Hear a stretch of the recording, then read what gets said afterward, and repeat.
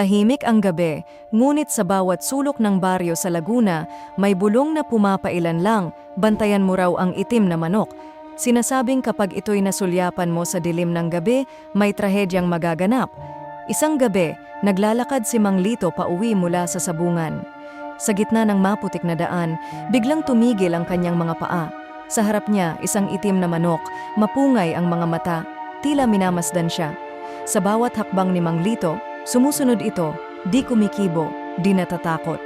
Humangin ng malamig, sumipol ang hangin, at sumabay ang mahihinang yabag sa dilim. Narinig niya ang bulong, "Huwag mong tignan." Ngunit nahulog ang tingin niya, at sa sandaling iyon, naramdaman niya ang bigat sa dibdib, parang may nakadagan. Kinabukasan, buong baryo ang nagulat. Wala na si Mang Lito, tanging bakas ng manok at mga itim na balahibo ang naiwan. Hanggang ngayon, walang nakakalam kung anong sumpa ang dala ng itim na manok.